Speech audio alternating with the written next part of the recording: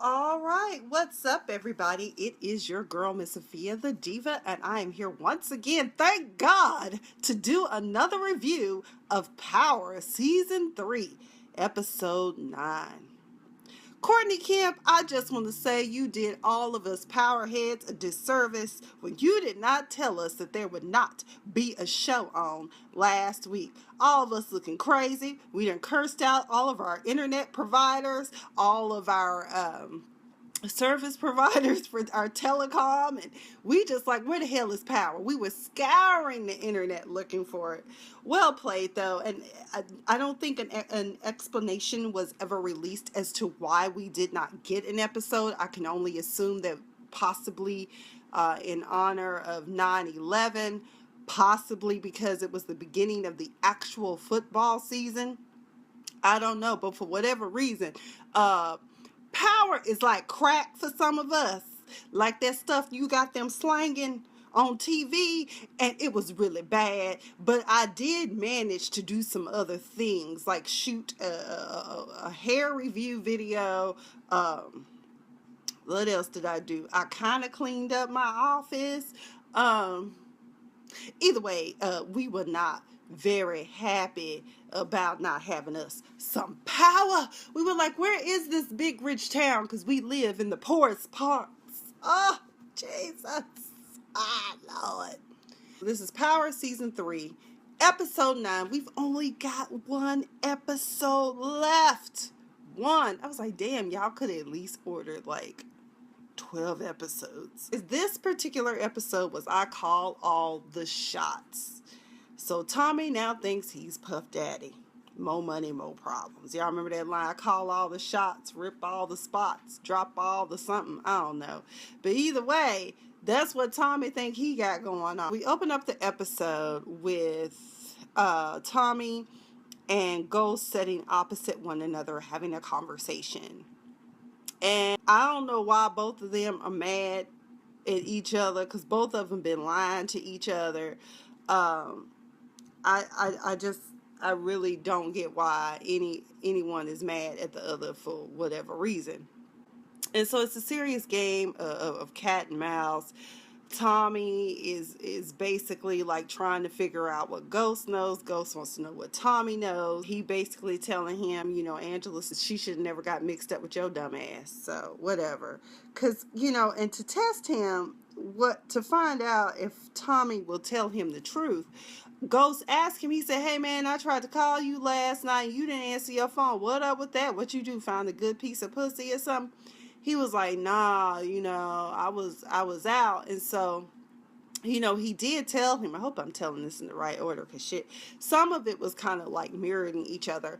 But he was like, no, he was out with Milan. I think he confessed to that. And he was telling him that he took him to the warehouse where, the product is. Okay, next we have Angela Valdez and Mike Sandoval in the ASUS office, whatever it's called. Shit, I don't know.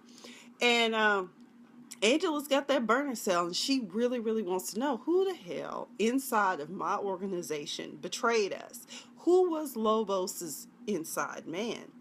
And so we find out that the inside man, we've known, the audience has known, but Angela doesn't. But when she does call that number, that's when she finds out that someone is in the same damn building. That's for sure, because a helicopter happens to be flying around, which to me is the dumbest possible time to be calling someone that you think is a mole inside of your organization. Tell me what y'all think about that, because I thought it was stupid. What exactly did she learn from this other than what everyone knew? The mole, of course, came from inside their task force, their unit. So I don't see what the point of that was. And then she running off trying to go to the restroom, and that's when Sax stops her and tells her about how close they are to finding out that someone from the outside had accessed the federal database to get information on the prisoners. Oh, excuse me, y'all. I don't know. I think I'm pretty itchy from whatever this was that attacked me on Friday night. So please forgive me for being all itchy. Mike Sandoval also now knows that someone knows that it's somebody in the office, and they have called him, because the first thing that Angela did was send a text message and say, it's Hugo, we need to meet. And then she turns around and calls. That's when we hear the helicopter. So he now knows that the person's inside the building. I don't know if he thought maybe Hugo was in the vicinity, if he was in the building. But either way, Mike Sandoval is shook as well as he should be. Because at this time, we, the audience, know that Hugo is dead to the concrete in somebody's damn garage. But what Mike doesn't know is that he is dead. Because he ain't heard from him in a couple of days. Now we learn where Tommy truly gets his foul mouth from, honey. Officer was a Marina and Greg Knox showed up down to her front door. And they wanted to come in and talk about her son, Tommy. Because everybody knows Tommy is a little thug Irishman. And we need to talk about his whereabouts. She was like, "Who? Oh, okay, Agent Asshole, and you must be Agent Dickhead." I'm like, okay, I love Mama Egan. I'm here for Mama Egan, okay?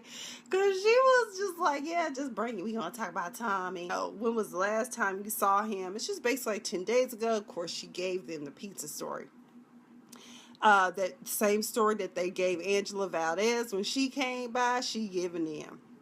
And so she was like, Tommy was with us all day. And then Greg was like, well, how do we know he was there all day? For all we know, he could have left. And so it's like, shut the hell up.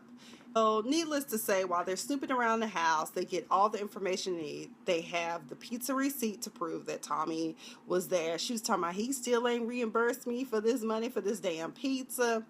While Greg is snooping through the house, he finds Angela Valdez's card, which I don't know what he was thinking at the time when he got it, but hey, I'm trying to figure out. She was just 10 steps ahead of you.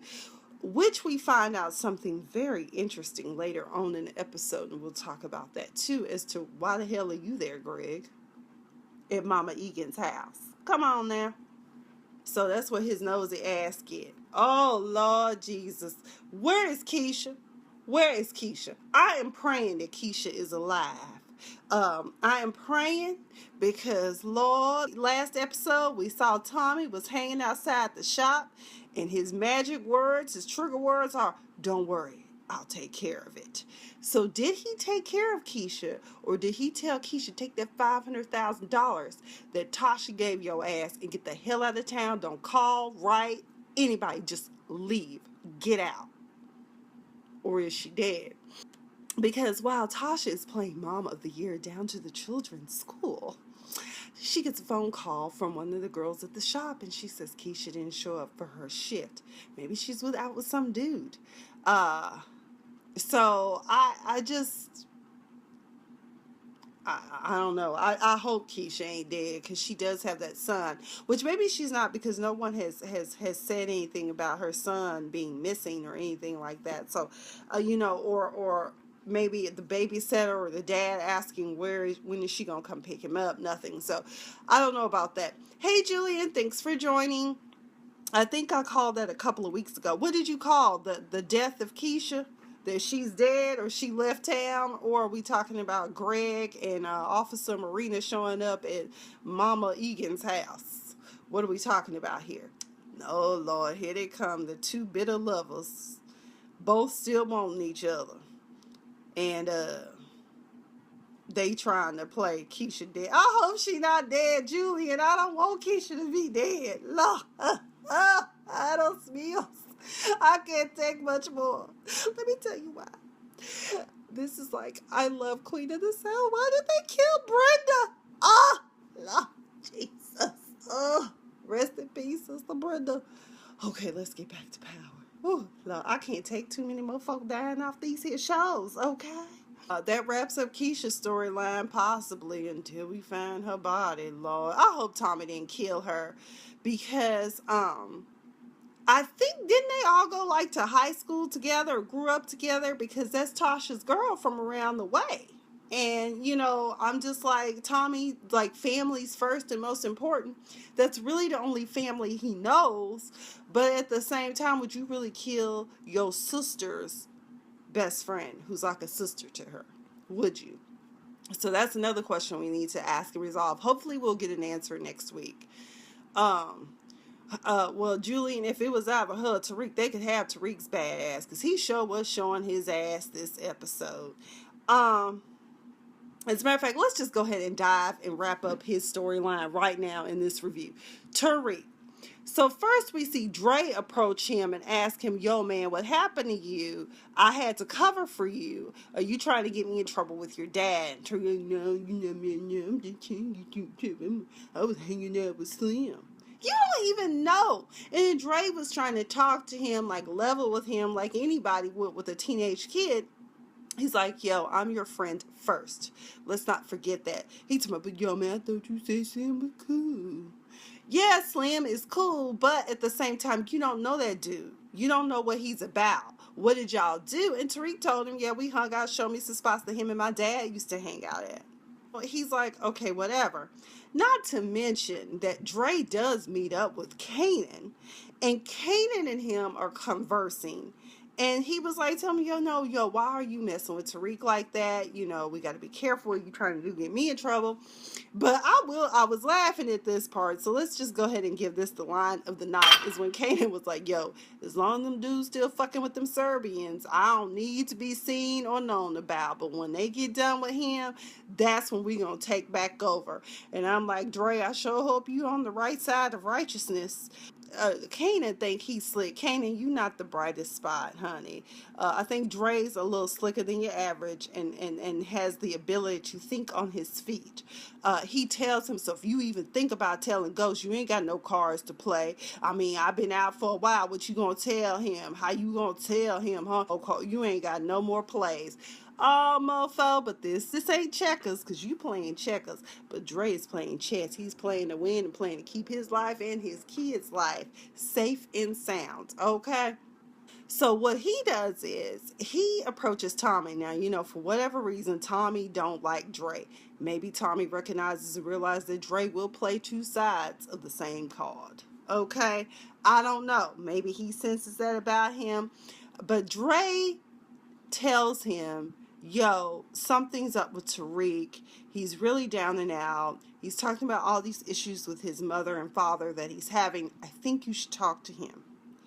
Now, without saying what the real truth is, maybe Uncle Tommy can get Tariq to talk about this mysterious man that named Slim that he's been hanging out with. However, Tommy is not very receptive to this news. He basically tells him, fuck off.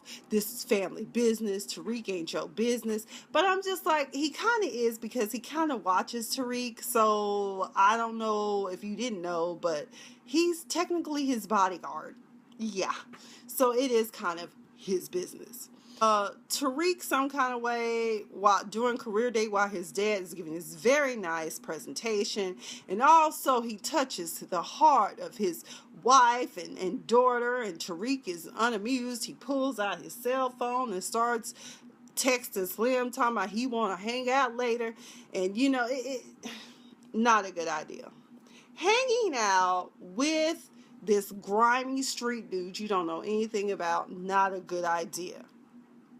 So they end up going to Jimmy J's, which is this shoe store, and with all these nice kicks. And you know, of course, Kanan knows that that Tariq is not street smart. He can easily manipulate him like Play-Doh, and that's what he does. He basically tells him all the things that he needs to hear to get him to, quote, man up. While in the story, you know, he was like, you know, I know your mom and dad be getting you all your nice stuff, you see. So, you know, because back in the day when we didn't have anything, you know, we would like, just take it. I was like, okay, just take it on the serviette. Okay. So Tariq gets this ideal in his head. Well, I've got to impress Slim. Slim is my new friend, so I have to impress him. Because Slim tells him that, you know, we would just take stuff. You know, you want people to respect you. If you steal it, that'll make you not be a pussy. I'm just like, is he really eating this stuff up? Like, dude, you need to learn how to think for yourself, because this is a mistake you could have. And so he decides that he's going to set it up. So there's only 2 store clerks, right? One leaves to go on break. Another one is left helping customers. So he sees the number on the front of the store. He develops his plan. I'm going to take these Jordans while dude is distracted with the phone. So he asked for them in the size 12, which, by the way, oh Lord, thank God your parents got money. Them some big ass feet for a kid that ain't even 18 yet, okay? Bless his parents hard, okay? So he has, and it works. He tries on the shoes right when he puts them on. His dumb ass leaves his shoes. I'm like, why would you leave your shoes? But okay, maybe your mom and dad wouldn't know if they were missing. And they walk right out the store like nothing. Interesting. So Tariq ass gonna end up going to jail, and Angela probably gonna have to come to the rescue again. She already got him out of one problem. Now it's gonna be another. But okay, let's get back to the story at hand. Here come Cantos. So Cantos has jumped to the other side of what he thinks is the winning team, but he will find out sooner than later that this is in fact not the winning team you have chosen, and you do not know who you are messing with, Cantos. So Cantos gonna come over to remember that guest list I gave you from Simon Stern? Yeah, I'm gonna need that back, because Amos and Aldi, or Amos and Andy, whatever their names are, I'm part of their team now, and so I'm gonna need that guest list for our grand opening in partnership with Karen. And he was like, you don't want to mess with me? And Ghost was like, oh, okay, give me a couple of days to put that list back together. Again, who's playing checkers and who's playing chess? You are messing with someone that you can't even begin to know, Cantos. Pick the wrong one. Meanwhile, after that, I think that's when, okay, here we go. So Cantos asked for that list back, and we're all like, what the hell? But then that's when Julio shows. Wait a minute, y'all, my friend Julian just commented. He said, I'm calling backgammon. You know, that is one game I never understood how to play. When I was a kid, my cousin Derek and my dad and I think even like my cousin Brian, all of them would play it. I never understood the game and how you play it. Maybe one day somebody can teach me. I mean, I'm never too old to learn. I still need to pick back up my chess game. It's been a while since I've played chess. It's been years, as a matter of fact. So meanwhile, okay, Cantos, he already got a plan in place. So he done called Julio, who hanging out in Amos and Andy's club. And that's when I said the setup is real. Because he said, you know what? Don't be calling me that. Julian, I don't like being referred to as the N-word. I don't even like to use the word, quite frankly. But no, the diva does not know how to play backgammon. He calls Julio like, yo, they eating this shit up like candy, dude. And I was like, oh, hell, they selling drugs in the club like it's your birthday. We gonna get high like it's your birthday. The setup is real. I said, I know something about to go down with this. And it does. Oh my God. It was awesome. So I was praying tonight, and my prayers were answered. We did not have to see another sloppy sex scene between Greg and Angela. Praise the Lord, because I did not want to see that. No. So I just can't believe that video. She trying to play victim and all this stuff. And her and Ghost had already had a conversation about everything that's going on, because I guess right before they discovered that somebody had accessed the database. That's the conversation I didn't wrap up earlier. Oh, rhetorical. Okay, Julian. I got you. Julio in the club selling drugs. We know something is going to come of that. If they wouldn't just show us that one quick scene of Julio and not have a setup. Then we have Angelo chilling back with Greg. Now let's back up real quick and go back. Now, what I forgot to cover earlier was the fact that when Sax told Angela that someone had accessed the database at the time that everyone should have been thinking that Lobos was dead, it came from the outside. Well, we later on learn when her and Ghost meet up and have this lover's spat conversation, because you can tell that there's still some sort of tension or lust between them. Well, don't you worry about what I be doing with Greg. Oh yeah, well, I ain't worried about what you doing with Greg. Okay, you don't worry about what I be doing with my wife and my kids. Okay, they didn't do all that, but that's pretty much what it felt like. I was like, y'all some petty people. And she like, oh my God, they gonna kill me. Proctor, Tommy, it's a straight line. So now she back with Greg. They on the sofa sipping some red wine because she done text and asked, can I come over? Can I come over? Can I come over? I said, okay, girl, I queued Aaliyah for you, honey. So I was praying that they'd have a sex scene. They didn't. But my question then became, so they skipped the sex scene. They give us the inference that, yes, they had a night of Congress together. Okay. We see Greg going through her purse. Like, damn, your back turned. But now, do y'all think that Angela purposely left her purse out for Greg to go through to find the phone? Or do you think she simply just had too much red wine? Because he finds the phone in her purse. So with her having the phone, it kind of makes her look guilty, right? Like, why didn't she take the purse with her in the room and put it up under the bed or by her so she could have caught him? Instead, she coming out tiptoe, Greg, oh, Greg, where art thou, Greg?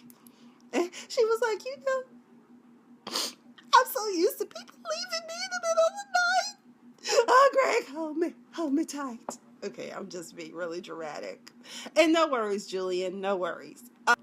Now, here's another setup I'm confused about. Is Tommy Egan playing coy, or is he really in the dark about Ghost's movements and the things that he's doing?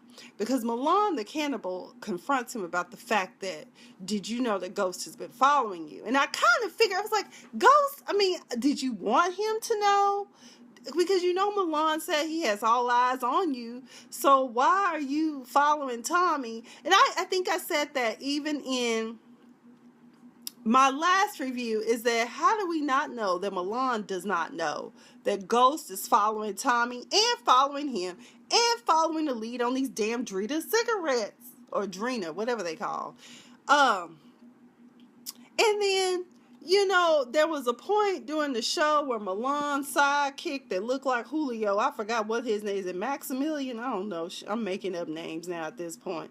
So, in Serbian, he told me, why are you doing this? He's not one of us. He says, oh, yes, Tommy, you are one of us, aren't you?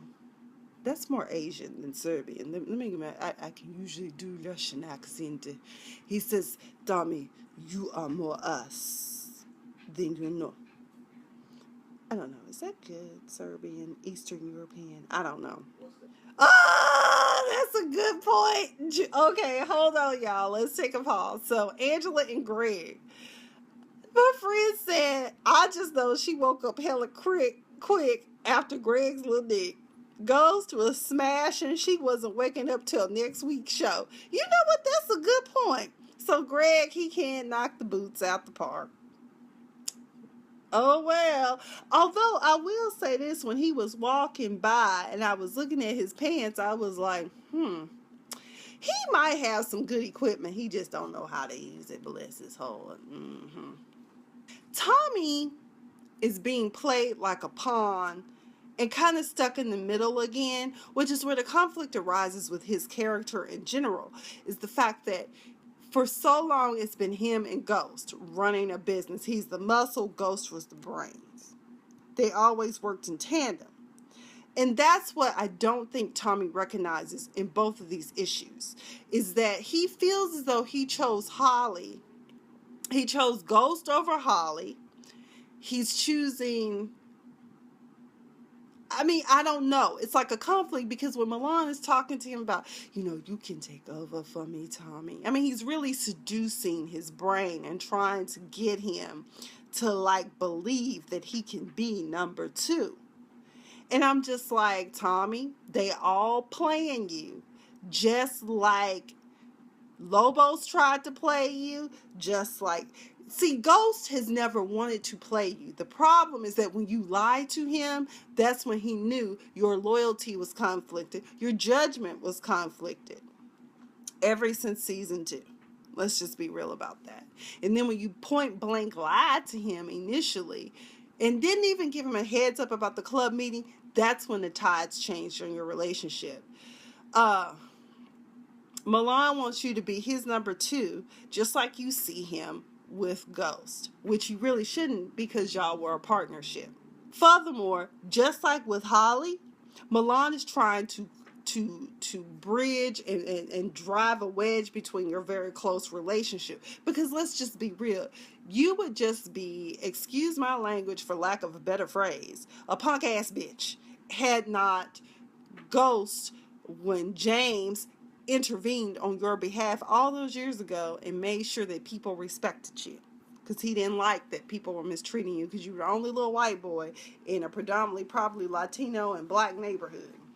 So we already talked about Dre's checkmate moment. He had one more move to make, and that was to tell Tommy. One of the things I find interesting is that Dre basically told him, hey, young man, you don't have to like me, but you will respect me, in so many words, because had it not been for me, you wouldn't still be alive. I'm the one who told Ghost about the Koreans coming and hit you, and that's why Ghost killed them. Okay, and so we see later on that maybe Tommy realizes Dre ain't all that bad after all. Tariq just dumb as hell. Let's see what else still in here. Okay, so here's where we find out why Julio was in the club.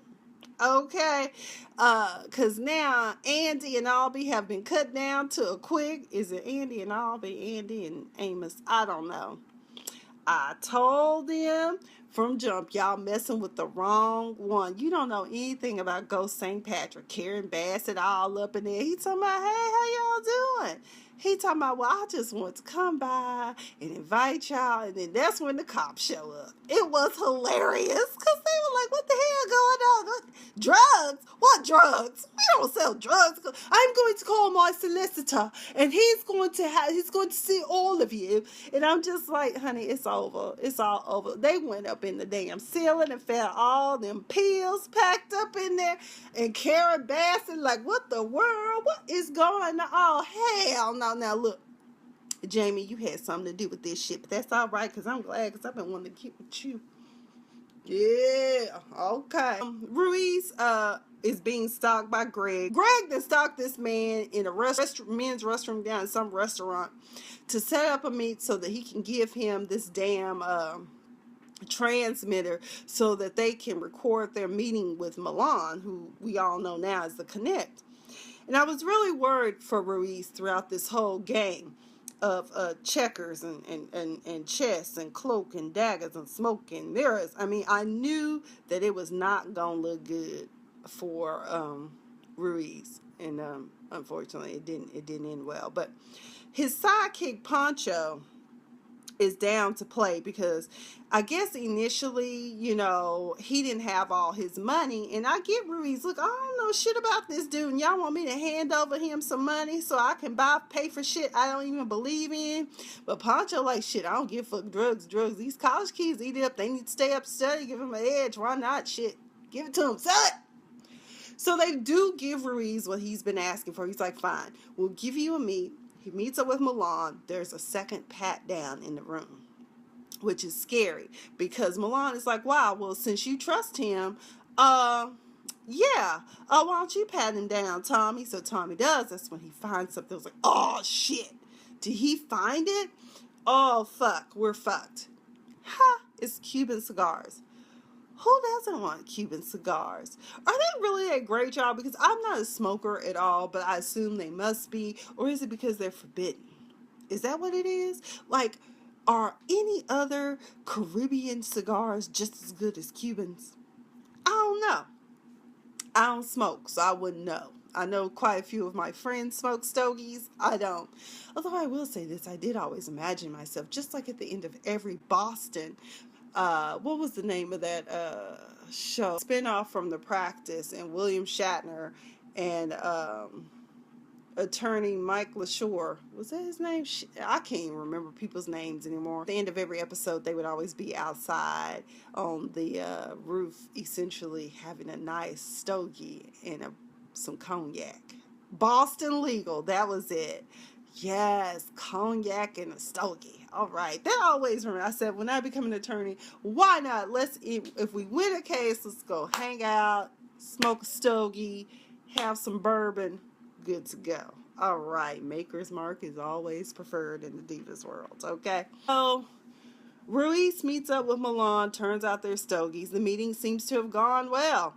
But before that, we have what I call the perfect scene with Tasha and James back together again, my baby.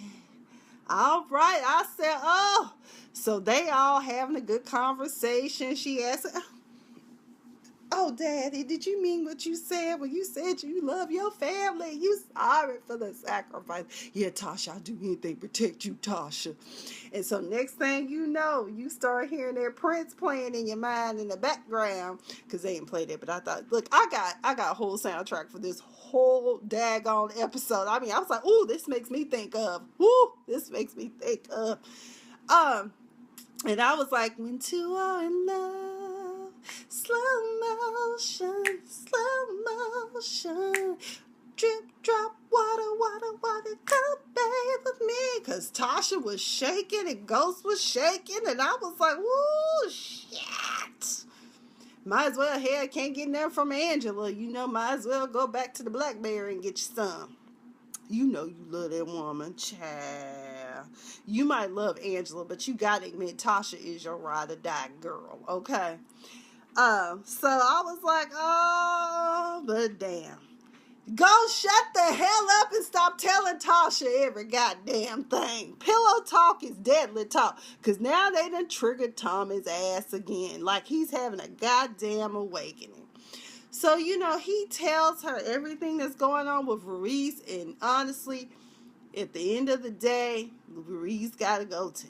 So Tommy sets it up where he sends Pancho home, drives Ruiz home, telling him about being betrayed by ghosts and how they had to kill Lobo. So I was like, God damn, does he even have that transmitter on still? Because now everybody fucked, because you just done gave yourself up too. He pretends that something's wrong with his car. Ruiz, he asked him to bring him the setup was real. He asked him to bring him his flashlight. Turns out the flashlight is also where the gun is. So Ruiz breathes a sigh of relief. Brother, don't breathe a sigh of relief.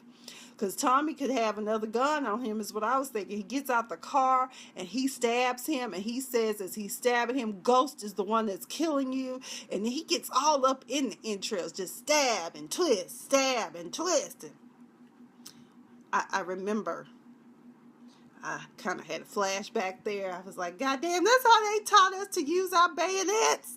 Oh, Jesus. Okay, I never had to stab anybody. Thank God, praise the Lord. I did not have to see conflict. Amen. But I'm just saying, Uncle Sam taught us well. Okay. Milan, when he told Tommy about him following him, he tells him, I need to make sure he's still on board. Tommy says, don't worry about him. I'm going to take care of that. Then that's when he confronts Ghost about, bitch, I chose you over my bitch. And then I was like, what is this, like a pimp conversation? Like, is this the Mac? Yo ho chose me. Okay. I was like, what the hell is going on with this? Mike Sandoval just got the best news ever that Hugo is dead. Hugo está muerto. Okay, he dead. At one point, Greg was talking to Officer Medina about the burner cells. Where were they purchased? Because remember, Angela earlier in the episode was trying to find out too. They found out it was a prepaid credit card used to buy the damn cell phone. So Mike did a good job. I mean, this is not his first job, first round at the rodeo, so he knew. So he knew what to do, to cover your tracks. But he wasn't that smart, though. He wasn't that smart, because you never go back to the scene of the crime if you don't want to get caught, because you never know who's watching the spots. They had an entire list of all of Lobos' assets and real estate listings. So, needless to say, when Greg was on the street talking to Officer Medina, they found out that the Battelle Deli is where this phone was purchased. And meanwhile, before Greg gets there, Mike goes to Hugo's, apartment and rambles through stuff to find any evidence that would be able to link him to the Lobos organization. And he finds a picture of himself and his daughter. Which, in my mind, I'm like, even if they do find it, you could have easily explained that away by saying, well, maybe I was a hit on their list. you know, they want to kill me and my daughter because I was on the Lobos case, and maybe in some ways they blame me. That would have been an ideal cover-up, right? Greg pulls up, and he's like, okay, I'm here at the Patel Dell. Look, what the fuck? Is that mine? What the heck? 181. Where have I seen that number for? Oh, shit, let me shrink down. I don't want nobody to see me. So Mike is looking, he don't see Greg, and Greg puts two and two together like, what the hell is he doing coming out of a Lobos property? And who knows what he's going to find out when he goes to Battelle Market. Hopefully they had a camera somewhere. Somebody in the neighborhood had a camera when the night Greg went and purchased that. Not Greg, the night that Mike Sandoval. Or maybe for all we know, and here is me thinking ahead of the game or of next week's episode, but maybe what Mike did at the time that he purchased the sale is that he sent a kid or somebody in there and paid them like some beer money or cigarette money to go in there and get it. That's what I'm thinking, because this dude is too slick for words. Well, now we got Tommy and Ghost once again facing off. That's when he tells him, yo, Ruiz is dead, to the bed. And he was like, well, where is he? Right under the LIE, right where I left him. And I was like, oh, cue the Ndambi LIE from the 2009 Pink Elephant album. Okay, if y'all are not familiar with who Ndambi is, she is a fellow Dallas Texan, and she has some bomb-ass music out there. But check out Pink Elephant. That came out in 2009. And there's a song on there called LIE, which is used, it's the Long Island Expressway. But she's also talking about the lies that people tell on the LIE too. So there you go. He was like, you always talking about how you want to get out and you want to do this. And then Ghost is like, yo, dude, do you really want to work for a psychopath like Milan? Milan's crazy as hell. What the fuck are you thinking? Like, this is not a fucking game. And so, you know, I'm just like, Tommy really, I don't know. Tommy is like, well, fine, if we're going to take out Milan, we're going to follow my plan. I'm like, are you really the man with the plan? Or, you know, can you really call the shots on anything? I'm confused. Tommy going to end up getting everybody killed. Now, I hope when he goes to see Milan and he says what he says, I hope that he is saying it because he's playing Milan. Remember if you asked me if I was one of y'all, where I am, Ghost gotta go. He gotta die. We gotta kill his ass. He gotta go. And I'm just like, what? Oh my God. Somebody said Tommy is way too sloppy. And they also think that perhaps Ruiz did have that button on him. Let's hope the transmitter didn't work. We'll find out. So it gets interesting. And then next week, which is the season finale, we will see how this is all going to play out, what kind of cliffhanger they're going to leave us with this time. We do see where we hear Milan tell Tommy that if we're going to kill Ghost, you're going to have to do it. Once again, we have Tommy being told by somebody else that he has to be the one to kill Ghost. Remember, Lobos told him he had to kill him. Remember, Holly kept encouraging him to kill him, and he ended up killing Holly. So let's hope that he ends up killing Milan. Which, you know, at this point, because Milan plays those psychological games, I'm beginning to wonder if Milan really is the head of the dragon and he's trying to make us think that he's not, or is it really just one big elaborate Eastern European mob? Who knows? Let's see, did I miss anything else? Was there any more comments? Tell me what you guys thought below in the comments about this episode. Let me give a shout out to Julian and Duran for joining the discussion tonight. Let me see what other comments he found. Julian, remember, he found the picture. Who found the picture? Hugo found the picture? Because I know Mike went in Hugo's apartment and found the picture. I don't know if it was for his own protection or was it just to, you know, to cover his tracks. I don't know. Tommy's slip is showing, but I do expect violence next week. A bunch of blood and guts and spit and ass everywhere. Some going down, and I'm really wondering, is Keisha dead, or did Tommy just encourage her to take the bag of $500,000 and start a new life down in the Caribbean, buy a hut and do hair there in the Dominican somewhere? But that's all I've got. Everyone have a beautiful week, and I will see you next week for another live review and discussion of Power. I think I'm gonna do American Horror Story now too. I'm gonna get on and talk about that one. Oh yeah, Julian, that's what I was saying, is that I know Mike, I probably said Greg because I'm running their names together, but yeah, when he was in the apartment, he found it, but I said probably the easiest way for him to explain is just to say, well, I was on the hit list, even if he hadn't found it. That would have been the easiest way, because why else would you have a picture of someone, a federal attorney, who, and his daughter? Are you going to hit him? You know? But yeah, Tommy's getting a little sloppy. I hope this all works out. And shout out to Rotimi for releasing a single. I might download that. I like the beat. If you watch the concluding, if you watch the end of the episode, the credits ran with a song called Living Foul by Rotimi, which we all know to be Dre. And that concludes my live review and discussion. Again, everyone have a beautiful week.